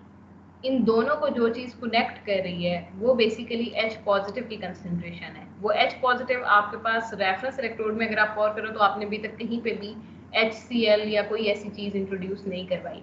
होता क्या है कि ये जो इंडिकेटर इलेक्ट्रोड होता है, इंडिकेटर इलेक्ट्रोड का यहाँ तक जहाँ तक आपने कहा था कि ये रेफरेंस इलेक्ट्रोड है, इससे नीचे जो कॉलम होता है उसको फिल किया जाता है 0.1 मोलर HCl सॉल्यूशन से, और इसको सैचुरेट कर दिया जाता है विद AgCl, कि मतलब एज सच इसके इलेक्ट्रोलाइट की कंपोजिशन ऐसी क्रिएट की जाती है कि आप सिस्टम में बजाय वाटर के आप AgCl को डिसॉल्व करवा लेते हो HCl के अंदर। तो आपने यहाँ पे मतलब ये जो HCl, इस बल्ब के अंदर जो HCl है ये कभी भी आपके pH मीटर से बाहर नहीं आता। सो इसका मतलब ये कि आपके पास ये जो HCl आप यहाँ पे इंट्रोड्यूस करवाओगे उसकी कंसंट्रेशन हमेशा फिक्स रहेगी। इस कंसंट्रेशन को, ये जो 0.1 मोलर H पॉजिटिव यहाँ पे जनरेट होगा by ionization of 0.1 molar HCl, इस कंसंट्रेशन को आप inside concentration of H positive ion बोलते हो। सो आपने अभी तक जितनी चीज़ें देखी थी वहाँ पे आपके पास कहीं पे भी H पॉजिटिव आयन इन्वॉल्व नहीं था। होता क्या है कि आपका जो आउटर रेफरेंस इलेक्ट्रोड है वो इन कांटेक्ट होता है विद दिस कंसंट्रेशन, और ये जो इंटरनल रेफरेंस इलेक्ट्रोड है फिर वो इन कांटेक्ट हो जाता है विद द आउटसाइड कंसंट्रेशन। मतलब अगर आप गौर करो तो ये H पॉजिटिव की जो कंसंट्रेशन यहाँ पे एक डेवलप हो रही है उसी के अकॉर्डिंग आपके पास यहाँ पे एक पोटेंशियल डेवलप होगा।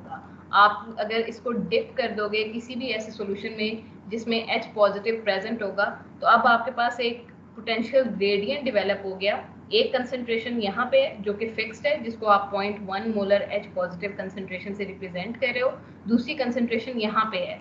यहाँ पे जो आइंस प्रेजेंट होंगे वो उनकी कंसंट्रेशन वेरी करेगी, वो डिपेंड करेगा कि आपके सिस्टम में जिस सॉल्यूशन की आपने पीएच को स्टडी करना है उसकी पीएच की वैल्यू क्या है। आपको पता है कि अगर ज़्यादा आपके पास H पॉजिटिव की कंसंट्रेशन हो तो आपके पास एसिडिक पीएच आती है, आपके पास लेस H पॉजिटिव की कंसंट्रेशन हो तो आपके पास बेसिक पीएच आती है। तो आपके पास बाहर कितने H पॉजिटिव आयन है ये डिपेंड करेगा कि आपने सोल्यूशन कौन सा लेना है जिसमें आप पीएच को स्टडी कर रहे हो। अंदर वाली कंसंट्रेशन हमेशा फिक्स रहती है, ये जो बाहर आउटसाइड वाली कंसंट्रेशन है ये थोड़ी सी वेरी करेगी, और हम इसको बेसिकली इसी फॉर्म में रिप्रेजेंट करते हैं कि आपके पास एक जो है वो आउटर रेफरेंस इलेक्ट्रोड है, एक आपके पास इनर रेफरेंस इलेक्ट्रोड है, दोनों के दरमियान जो कम्बिनेशन है वो इस मेम्ब्रेन के थ्रू हो रहा है। मतलब ये आपका इंडिकेटर इलेक्ट्रोड है, ये जो बड़ी लाइन यहाँ पे ऐसे करके ड्रॉ की जा रही है ये इंडिकेटर इलेक्ट्रोड के बारे में बता रही है कि इंडिकेटर इलेक्ट्रोड वो इलेक्ट्रोड है जो कि बेसिकली आपको ये ग्लास मेम्ब्रेन जो कि सिलेक्टिवली बाइंड करती है with the H positive ions जो बाहर प्रेजेंट होते हैं उनके साथ। तो ये बेसिकली ये जो ग्लास मेम्ब्रेन है, यहाँ पे अगर आप कंस्ट्रक्शन पे भी गौर करो तो ये ग्लास मेम्ब्रेन बेसिकली कनेक्टेड है आपके पास इंटरनल के साथ ज़्यादा अच्छे तरीके से कनेक्टेड है, एक्सटर्नल के साथ उसका कनेक्शन जो है वो लेस है। सो अक्सर यही थिंग को यूज़ किया जाता है, और जो जहाँ पे आप इंटरनल रेफरेंस इलेक्ट्रोड लिख रहे होते हो आप इंटरनल रेफरेंस इलेक्ट्रोड के साथ एक्वस इनसाइड और आउटसाइड वाली जो कम्बिनेशन है ऐसा इसका कोई लॉ नहीं है। मतलब ये जो न्यू थिंग जो आप इंट्रोड्यूस करवा रहे हो ये एक जनरल कन्वेंशन है, आप इसको अपनी मर्जी से एक्वस इनसाइड या आउटसाइड चेंज कर सकते हो, लेकिन जनरली ये प्रेफर किया जाता है कि आप इनर रेफरेंस इलेक्ट्रोड के साथ इंटरनल को करोगे। मतलब इंटरनल जो आपके पास H पॉजिटिव आयन है उनको लिखना प्रेफर करोगे, क्योंकि इंटरनल रेफरेंस इलेक्ट्रोड के बल्ब के अंदर ही आपने 0.1 मोलर HCl को इंट्रोड्यूस करवाया होता है, और आप जो आउटर रेफरेंस इलेक्ट्रोड है ये जो उसके साथ आप आउटसाइड का वर्ड लिखना प्रेफर करते हो। तो ऐसा यहाँ तक आप लोगों ने अभी तक नोटेशन को पढ़ा हुआ था, ये अब आपने एक न्यू थिंग यहाँ पे इंट्रोड्यूस करवा दी है, और उसको लिखने का वे ये होता है कि आपके पास सिस्टम में इंटरनली H पॉजिटिव के कुछ आयन प्रेजेंट है, और एक्सटर्नली आपके पास सिस्टम में जिस एनालाइट को आप स्टडी करने जा रहे हो वहाँ पर भी कुछ H पॉजिटिव आयन प्रेजेंट होंगे, उनका एक ग्रेडियंट इस्टेब्लिश होगा। मतलब आपके पास कंसंट्रेशन चूँकि इक्वल नहीं होगी, मोस्टली आपके पास एक ना एक साइड पे कंसंट्रेशन ज़्यादा होगी, दूसरी साइड पे आपके पास कंसंट्रेशन H पॉजिटिव की डिक्रीज हो रही होगी। तो ओवरऑल एक ग्रेडियंट इस्टेब्लिश होगा, एक पोटेंशियल इस्टेब्लिश होगा। वो किसके अक्रॉस इस्टेब्लिश होगा? ये जो आपने ग्लास मेम्ब्रेन ली हुई है उसकी दोनों साइड्स पे बेसिकली H पॉजिटिव का ग्रेडियंट इस्टेब्लिश होने वाला है। यहाँ तक क्लियर है कि अभी तक आप लोगों को क्या चीज़ अंडरस्टैंड करवाने की कोशिश की जा रही है? साथ ही हो या उड़ गया है जो पहले पढ़ा कॉन्सेप्ट? यस मैम, क्लियर है। चलो अच्छी बात है। ये वैसे इसकी थ्योरी जो है ये अक्सर सही नहीं पढ़ाई जाती यहाँ पे। मतलब ये वो थिंग है कि जो आप लोगों को पता होनी चाहिए कि आप किस तरीके से वर्क कर रहे होते हो पीएच मीटर की, लेकिन जब हम लैब्स ले रहे होते हैं और पीएच मीटर के एक्सपेरिमेंट्स करवा रहे होते हैं, हम इसको उतने अच्छे तरीके से जो है एक्सप्लेन नहीं करते। हालांकि ये अगर एक बार समझ आ जाए तो ये थोड़ा ईजी है। अब अगर बात की जाए, जो पहले हम लोगों ने बात की है कि ग्लास मेम्ब्रेन जो है वो सिर्फ और सिर्फ सिलेक्टिवली H पॉजिटिव को ही पकड़ रही है, उसकी रीज़न ये होती है कि आपके पास यहाँ पे SiO4 के जो ग्लास मेम्ब्रेन है आपको पता है वो SiO2 से मिलके बनी होती है ना, और जब आप उसके नेटवर्क्स बना लेते हो तो वो SiO4 के टेट्राहीड्रल नेटवर्क में कन्वर्ट हो जाती है। तो अगर आप ओवरव्यू लो कि बेसिकली यहाँ पे हो क्या रहा होता है, आपके पास जो इन्वॉल्व है वो SiO4 इन्वॉल्व है। SiO4 जो है वो एक नेटवर्क लाइक स्ट्रक्चर बनाता है, हनीकॉम लाइक स्ट्रक्चर बनाता है जिसमें स्पेसेस होती हैं, और वो स्पेस इस तरह की होती है कि वो सिर्फ और सिर्फ H पॉजिटिव आयन को अकोमोडेट करती है। तो एज सच जो यहाँ पे आपका लिगेंड के तौर पे जो चीज़ वर्क कर रही है, जो सिलेक्टिवली आपके पास सिस्टम में H पॉजिटिव आयन को ही उठाएगी, वो बेसिकली ये आपके पास SiO4 का नेटवर्क जो ग्लास मेम्ब्रेन है वो उसमें बेसिकली SiO4 का जो स्ट्रक्चर है वो आपके पास एज अ लिगेंड एक्ट कर रहा है। SiO4 बेसिकली टेट्राहीड्रल स्ट्रक्चर है, ये हनीकॉम लाइक नेटवर्किंग करता है और इसमें एम्प्टी स्पेसेस क्रिएट हो जाती हैं। वो empty spaces H positive smaller ions जो होते हैं वो आके बड़ा इजीली फिल कर सकते हैं। सो आपको पता है कि H पॉजिटिव की जो फिलिंग की स्पीड है वो उसके स्मॉल साइज होने की वजह से सबसे ज़्यादा है। तो सबसे ज़्यादा अफिनिटी जो आपके पास, चाहे आपके मीडियम में सोडियम प्रेजेंट हो, पोटाशियम प्रेजेंट हो, कैल्शियम प्रेजेंट हो, ये सारे के सारे इस जगह पे ट्रैप हो सकते हैं। लेकिन होता ये है कि H पॉजिटिव की स्पीड अपने स्मॉल साइज की वजह से सबसे ज़्यादा है। तो अगर मीडियम में H पॉजिटिव आयन प्रेजेंट होगा, सबसे पहले वो जाके इस स्पेस को जो है वो ऑक्यूपाई करना प्रेफर करेगा। तो यहाँ पे जब भी आप बात करोगे, आप ग्लास मेम्ब्रेन की बात करोगे, वहाँ पे जो लिगेंड के तौर पे एक्ट कर रही है वो बेसिकली SiO4 का टेट्राहीड्रल नेटवर्क लाइक स्ट्रक्चर है, और उस नेटवर्क लाइक स्ट्रक्चर में बेसिकली पोर्स होते हैं और H पॉजिटिव अपनी स्पीड की वजह से उस पोर में जाना प्रेफर करता है। यहाँ तक क्लियर है कि आपके पास लिगेंड क्या है? यस। तो अब आ जाओ कि बेसिकली जब आप डिप करते हो पीएच मीटर को तो क्या हो रहा होता है।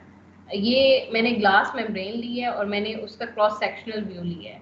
सो लेट्स सपोज आपके पास एक ग्लास मेम्ब्रेन की एक साइड पे आपके पास HCl वाला कंटेंट है, मतलब ये मैंने इसी मेम्ब्रेन को लिया है और एक तरफ मेरे पास ये जो है 0.1 मोलर HCl है, और इसी ग्लास मेम्ब्रेन की दूसरी साइड पे मेरे पास ये आउटसाइड वाले जो एनालाइट H पॉजिटिव है वो प्रेजेंट है।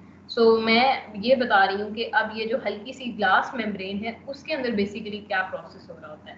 जब आपने पीएच मीटर को सिस्टम में डिप नहीं किया होता तो उस वक्त जो होता है वहाँ पे आपके पास जो ग्लास मेम्ब्रेन होती है वो बेसिकली ड्राई फॉर्म में प्रेजेंट होती है, और इस ड्राई फॉर्म में आपके पास जो सिलिकेट्स होते हैं वहाँ पे आपने Na पॉजिटिव सिस्टम में इंट्रोड्यूस करवाए होते हैं।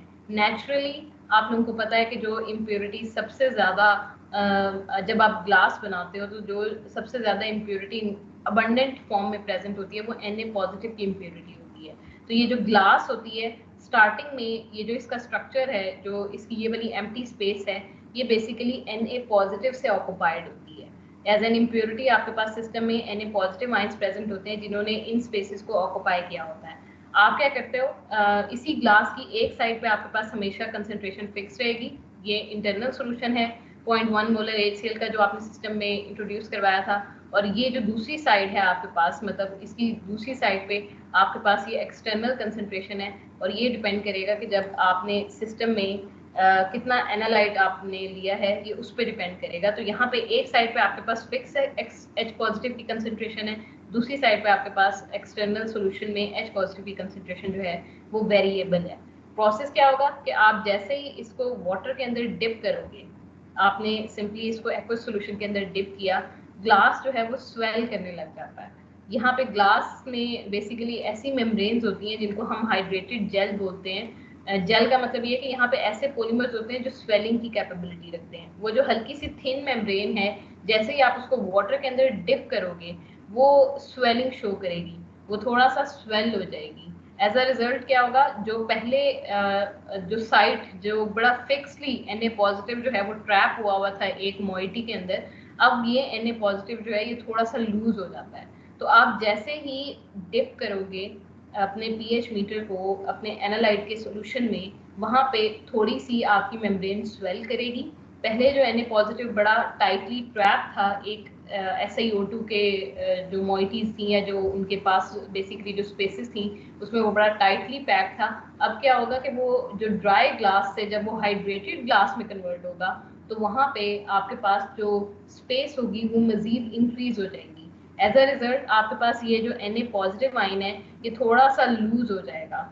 नेक्स्ट स्टेप में क्या होगा, Na पॉजिटिव यहाँ से इस ग्लास में से चूंकि अब आपके पास वो इजीली मूव कर सकता है, थोड़ा लूज हो गया हुआ है, तो वो मूव करना प्रेफर करेगा इस डायरेक्शन में। और चूंकि यहाँ पे Na पॉजिटिव जो है वो बाहर निकलना चाह रहा है और सिस्टम में आपके पास smaller ions H positive ions present हैं और H पॉजिटिव आइन ज़्यादा अच्छे तरीके से SiO2 के साथ जो है अफिनिटी रखते हैं, तो मीडियम क्या करेगा, वो कहेगा आइन एक्सचेंज कर लेते हैं। वो कहेगा कि भाई ये Na पॉजिटिव आइन बड़ा मोटा आइन है, बड़ी जगह लेता है, इसको बाहर निकाल देते हैं और ये जो स्मॉलर H पॉजिटिव के आइन है जिनके साथ हमारी अफिनिटी मैच करती है उसको सिस्टम में से पकड़ लेते हैं। तो आपके पास जो एक्सटर्नली H पॉजिटिव के जो आइंस होंगे ये SiO2 मतलब अगेन अगर मैं इसको इस वे में रिप्रेजेंट करूं कि आप जब हाइड्रेट करते हो तो यहाँ पे जो बेसिकली ओवरऑल अगर इसको इक्वेशन की फॉर्म में देखोगे तो यहाँ पे हम इसको Na पॉजिटिव लिखते हैं।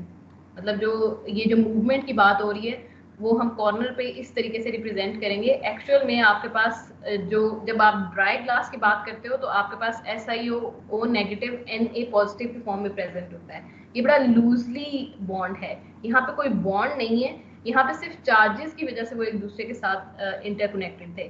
जैसे ही उसको ज्यादा अच्छा साइज का कंपैटिबल वाला H पॉजिटिव आइन नजर आएगा वो कहेगा इसके पास भी एक ही चार्ज है, इसके पास भी एक ही चार्ज है, तो क्यों ना जो जरा स्मॉलर मॉलिक्यूल है जिसके साथ कंपैटिबिलिटी ज्यादा अच्छी है, जो ज्यादा अच्छे तरीके से हाइड्रोजन बॉन्डिंग का अगर आप लोगों ने कॉन्सेप्ट पढ़ा तो H पॉजिटिव में अच्छी खासी एफिनिटी है कि वो इलेक्ट्रोनेगेटिव एलिमेंट्स के साथ जो है बड़े अच्छे तरीके से बॉन्डिंग बना सकता है।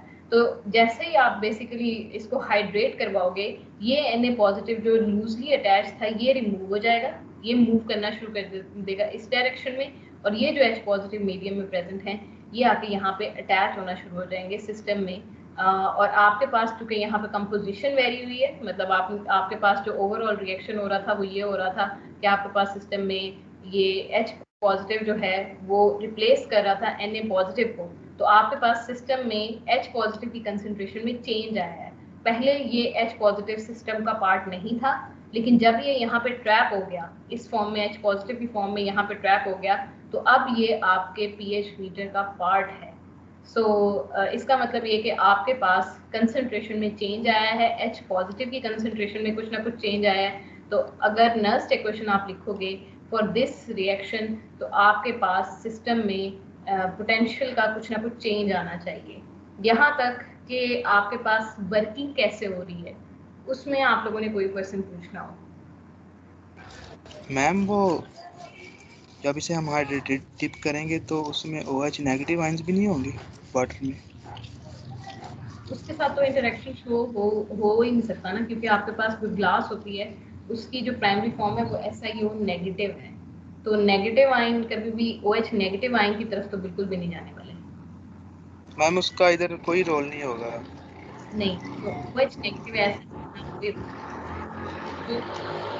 बेसिक इक्वेशन है वो H पॉजिटिव पे डिपेंड कर रही है। आप लोगों ने भी देखा है कि इक्वेशन में से मतलब आपके पास इलेक्ट्रोकेमिस्ट्री में इक्वेशन लिखना इनफ नहीं है, इक्वेशन के बाद आपने देखना होता है कि उसकी नर्स्ट इक्वेशन क्या है। नर्स्ट इक्वेशन को श्रोडिंगर वेव ऑफ इलेक्ट्रोकेमिस्ट्री कहा जाता है। सो वो इसीलिए कहा जाता है क्योंकि आपके पास जो है जो बाकी सारी चीजें जो इन्वॉल्व हैं सिस्टम में वो इग्नोर हो जाती हैं और नर्स्ट इक्वेशन सिर्फ आपको उस आयन के बारे में इंफॉर्मेशन देती है जो बेसिकली इन्वॉल्व होता है इलेक्ट्रिसिटी जनरेशन में या पोटेंशियल डिफरेंस जनरेट करने में।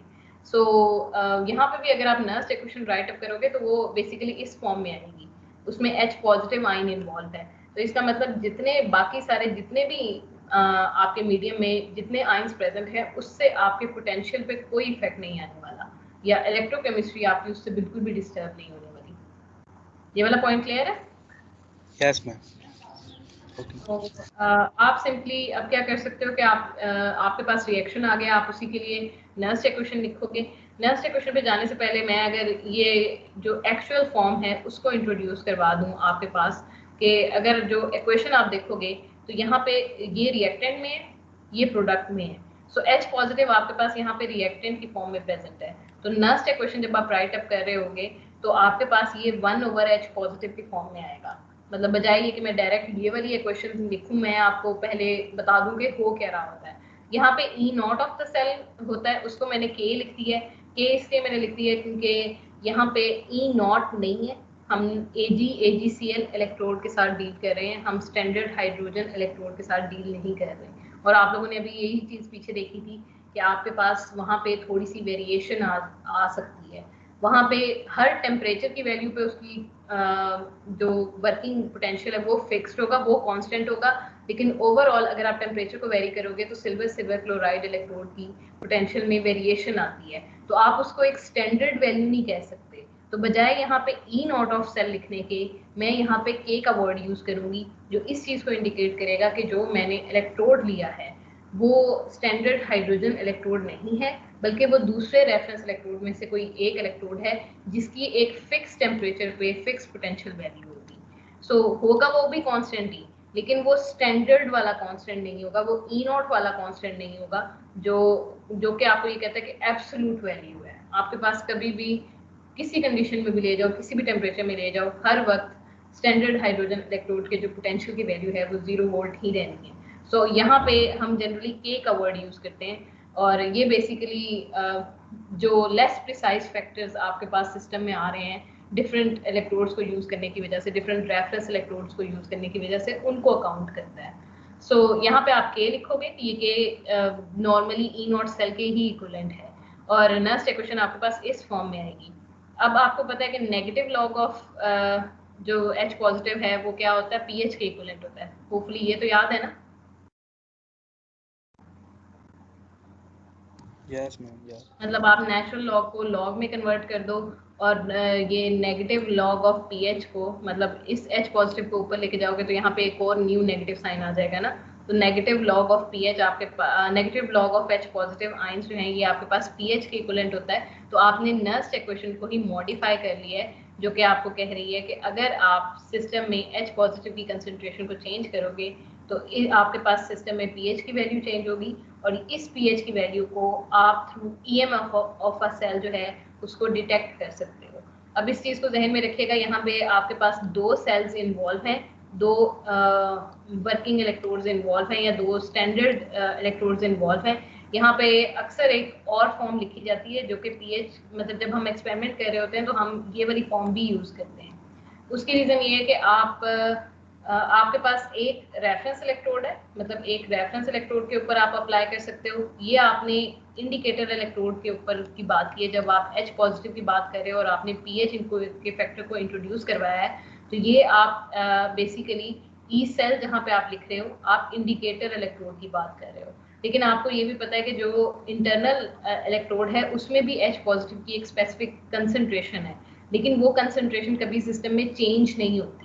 तो इसका मतलब अगर आप ई स्टैंडर्ड लिखोगे, मतलब आप स्टैंडर्ड पीएच की वैल्यू निकालोगे, जो कि आपको बेसिकली इंफॉर्मेशन दे रही होगी कि जो आपने इंटरनली आपने जो HCl लिया था 0.1 मोलर HCl लिया था, उसकी वैल्यू क्या है, उसकी बेसिस पे भी आप लिख सकते हो ना। इसी इक्वेशन जो आपने एंड पे निकाली है, आप इसी इक्वेशन को अपने इंटरनल इलेक्ट्रोड पे भी अप्लाई करके उसकी भी एक स्पेसिफिक पीएच को कैलकुलेट कर सकते हो।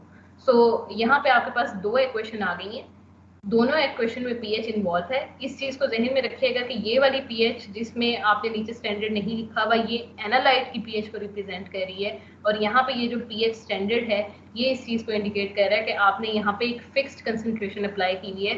0.1 मोलर H पॉजिटिव की कंसंट्रेशन आपने सिस्टम में अप्लाई की हुई है, जो आपके इंटरनली इलेक्ट्रोड में प्रेजेंट है। अब दोबारा से वही गैसेस वाला कॉन्सेप्ट आप अप्लाई करोगे, यहाँ पे भी कांस्टेंट है, यहाँ पे भी कांस्टेंट है। तो अगर आप इस इक्वेशन को इस तरीके से एडजस्ट करो कि दोनों k की वैल्यूज, मतलब इसको एडजस्ट कर लो कि आपके पास k एक साइड पे आ जाए, तो आप इन दो इक्वेशंस को कंपेयर कर सकते हो। तो आप क्या करोगे, आप इस इक्वेशन को बेसिकली एडजस्ट कर लोगे कि ये जो k की वैल्यू है ये एक साइड पे रह जाए, ये पूरी term -2.303 RT/F multiply by PH इसको उठा के दूसरी साइड पे ले जाओगे, तो आपके पास जो इक्वेशन आ गई वो E cell plus 2.303 RT divided by F multiply by PH आ गई। तो एक वैल्यू आपके पास ये आ गई, एक इक्वेशन आपके पास ये आ गई है जिसकी वैल्यू k के इक्विवेलेंट है। दूसरा आप इस इक्वेशन को भी मॉडिफाई कर सकते हो, यहाँ से भी फुल ये फैक्टर जो है उठा के दूसरी साइड पे ले जाओ, तो आपके पास जो वैल्यू आएगी वो E standard plus 2.303 RT divided by F multiply by PH standard की वैल्यू आ जाएगी। तो आपने k की वैल्यू निकाल ली। अब दोनों साइड्स में अगर आप देखो तो दोनों साइड पे k है, तो इसका मतलब आप इन दो इक्वेशन को कंपेयर कर सकते हो। इन दोनों इक्वेशंस को कंपेयर करो, आपको जो चीज़ चाहिए सिस्टम में से वो basically pH of an analyte की वैल्यू चाहिए। आपका जो फोकस है वो ये है कि आपके पास कहीं से इस pH के लिए इक्वेशन आ जाए। तो आप क्या करोगे कि आप ये इस E सेल को इस साइड पे ले जाओगे, तो अगर यहाँ पे गौर करो तो E सेल यहाँ पॉजिटिव है, इस साइड पे जाते हुए ये नेगेटिव E सेल में कन्वर्ट हो जाएगा, तो E standard minus E cell आ गया। दूसरे में क्या करोगे, दूसरे स्टेप में क्या करोगे कि यहाँ पे ये 2.303 RT डिवाइडेड बाय F ये मल्टीप्लाई हो रहा है PH के साथ, तो आप इस पूरे फैक्टर को इधर जाके डिवाइड कर दोगे। एज अ रिजल्ट आपके पास यहाँ पे pH की वैल्यू खाली रह जाएगी, मतलब अगर आप सिंपली सिस्टम को मल्टीप्लाई कर दो F डिवाइडेड बाय 2.303 RT से, वो बिल्कुल उसी के इक्वलेंट है कि आप यहाँ से इस पूरे फैक्टर को दूसरी साइड पे ले जाओ।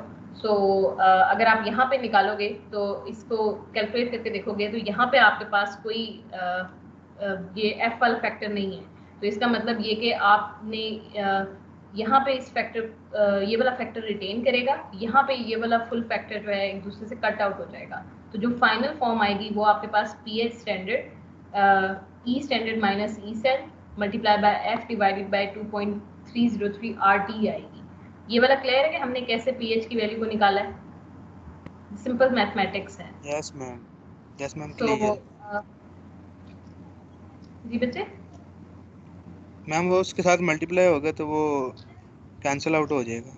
हाँ जी बिल्कुल, यहाँ पे ये कैंसिल आउट हो जाएंगे, यहाँ पे चूंकि इसके पास कोई कैंसिल आउट करने के लिए कोई टर्म्स नहीं है, तो यहाँ पे ये चीज़ें रिटेन करेंगी। एज सच आपके पास जो फाइनल फॉर्म आती है वो पीएच मीटर की ये है, और इसको हम basically operational definition of pH meter भी कहते हैं। ये फॉर्मूला जो है बेसिकली यूज़ होता है किसी भी सिस्टम की पीएच की वैल्यू को कैलकुलेट करने का।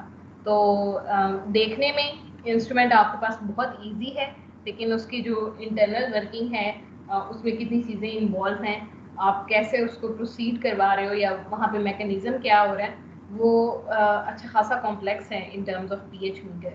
सो होपफुली आप लोग आज के बाद जो है पीएच मीटर से नहीं घबराओगे, आपको पता होगा कि इसमें प्रोसेस क्या हो रहा है। Yes ma'am. यहाँ तक आप लोगों ने कुछ पूछना हो?